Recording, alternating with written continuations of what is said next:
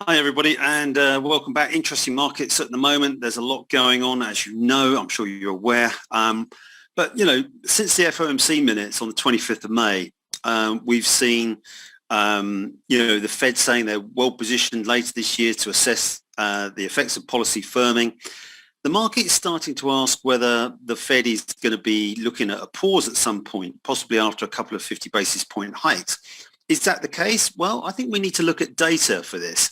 So, whilst the market initially took all these Fed comments very positively, interpreting this to mean that, yes, the Fed may raise 50 basis points, but they then might pause in September, the data is going to have to support that. But the issue is the Fed data dependent? I think these are big questions at the moment, and the market is sort of struggling to assess what all this means. So, economic data, I think, from now on is going to play quite a large role, if not a bigger role than we've seen over the past few months. And traders look for reasons for the Fed to be less aggressive on rates, and that's why we've seen stocks sort of start to rally. You can see the Tech 100, the NASDAQ on the left, we sort of pushed up. We saw PCE talk of peak inflation, all very well. Maybe the core inflation is peaking, but food and energy prices are still very high, and the consumer feels all of those, although the Fed may not take them all into account. So peak inflation is one argument. The market was scared that the Fed is going to keep hiking and hiking and hiking. That's not good for stocks necessarily because they're behind the curve. But will they pause? I'm not sure about that right now. So we need to sort of drill in and follow these data points very closely. So last week, 29th of May to 3rd of June, we saw stocks come off into the end of the week. We saw a bit of a doji pattern into the end of the week. And, the market's unsure where they want to go from here. We did hear from Vice Chair Brainard, who is an important member of the Fed now, being Vice Chair and very close to Powell, that she actually found it very hard to see the case for a pause in rates. Markets didn't really react to this because they don't want to see that. Markets are reacting and seeing what they want to see and hearing what they want to hear. So I think Brainard dampened the expectations for a less aggressive Fed, but markets have still continued to sort of try and recover. Now, we've got an issue here with earnings as well. Microsoft cutting earnings and revenue guidance, citing a stronger US dollar. These issues are important. So, the fact is equity markets are very reliant on earnings. Now, there's an awful lot of inventory build-up, a slowing demand from the consumer. That means prices may have to come down to sort of get those inventories sold, which may bring inflation down a little bit. But the other issue is it brings down earnings and margin, corporate margin, profit margins as well. That's not necessarily good for stocks. So we need to be careful here about exactly what we're going to sort of get from here on in. So, the stronger the economic data, insured US Tech 100, it fell 2% on Wednesday, fell 2%, 2.6% actually into Friday's close. Not a good weekly close. We have had a small bounce. There's a lot of uncertainty at the moment, though, around stocks. And I think data like ISM manufacturing that we saw, non-farm payrolls was strong. That sort of suggested that maybe the Fed is going to keep hiking, and stocks came off on that. So where are we now currently with the US economy? I think that's a really good question. I think we're at a bit of a crossroads here. Weaker data may start to see sentiment turn up again, thinking the Fed is not going to go full blast into inflation. But I'm not sure about this. We need to be wary that we can have falling economic data, a weaker economic structure, and continuing ongoing inflation structures due to the fact that we have supply side issues. Now, the consumer is extraordinarily important to the US economy. It's about 70% of growth. So therefore, consumer confidence falling as steeply as it is a concern. Now, you can see here on the charts on the right, US consumer sentiment fell to a fresh decade low on inflation concerns. We've seen that down that the Conference Board as well, reflecting the same stance that we've seen from the Michigan surveys. The consumer psyche is getting dented by higher prices, and we need to bear that in mind because it can actually impact spending. And at the moment, the spending is being driven solely not from savings, but from credit card use. And credit card debt is increasing quite rapidly. I'm not sure that's sustainable. So we could be seeing a bit of a false dawn with the consumer holding up at the moment.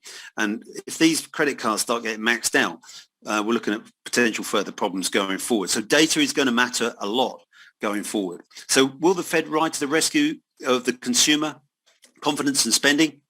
I'm not sure it will if inflation isn't coming off. And this is where we get this stagflationary phase where inflation keeps rising, growth keeps disappointing, if you like, the data disappoints, but the Fed is focused on inflation, not growth.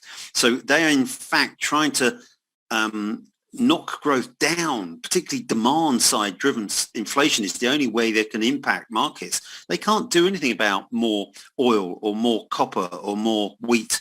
They can't do anything about the supply side. They can only target demand, which they're doing, which means worse demand, lower consumer confidence, and possibly lower stocks on that. They haven't got a problem with that. So industry actually is done fairly well. I would have expected the manufacturing side of things to sort of do relatively poorly. That actually has held up pretty well. The ISM was 56.1, way above the 50 contraction level. But the consumer-facing businesses, we're hearing all the time that consumers are going more to services. But you look at this chart on the right, the gauge of US services softened in May as business activity index pulled back quite hard. Now, this services data, I think, is really important. And it just shows me that whilst the unlocking has taken place, a lot of the money has been spent. People have taken the holidays they want to take. And now there's a reassessment going on about how secure they feel. So, stock traders didn't really like this data. And, because the ISM data shows underlying demand, the Fed is going to keep hiking. And we have now about 85% chance of a third 50 basis point hike. So not only July and September, but after that as well. So it's going to be very interesting, the next sort of guidance we get from the Fed. But data is going to matter. US unemployment last Friday, big expectations on the headline NFP. Now, this is a bit of a lottery, but, stocks fell on this upbeat news because they feel the Fed will keep hiking. The point was, though, unemployment underlying didn't really move. And basically, average hourly earnings came in roughly in line. So I think what the market is getting at the moment is that strong US data means that the Fed is going to keep hiking, and they're looking for weaker data to support that. But just remember that even if we see weaker economic data suggesting a pause is more likely, unless inflation is coming off its highs, and markedly so, the Fed is going to be focused on inflation still. And so this could actually impact greatly upon stocks going forwards. At the moment, they're looking pretty resilient, but data this Friday is going to be big news for stocks. Excuse me. We've got US consumer price index, which is CPI, which is inflation. Comes out at 13:30 UK time. Many believe US inflation may have peaked. In the core headlines, it may have done. But on the main headlines, including food and energy still look very expensive to me. The Bloomberg commodity index is at all-time highs. And this throws up some real key questions. Is a lower print necessary to keep any stock relief rally hopes alive? I think it is. I think they want to see evidence that there's peak inflation in the place. But keep an eye on US 10-year yields as well, US bonds generally. We've seen, a push up to sort of 3.05%. You can see on the chart here on the right at one point. That doesn't bode well for US tech stocks, the US Tech 100 on the left here. When we got up there, we saw tech sell off quite steeply. We're trying to rally back as we dipped back below 3% on yields yesterday, but we're back above.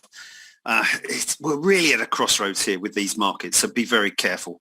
I think we need more data. I think the market's going to be mixed into these CPI data, but they are going to be important, and it could set the tone for the dollar, could set the tone for equities and many other asset markets as well into the following week. So these data now are really important, and the market is aware of that. They're waiting for it. I think we've got choppy markets in between now and then.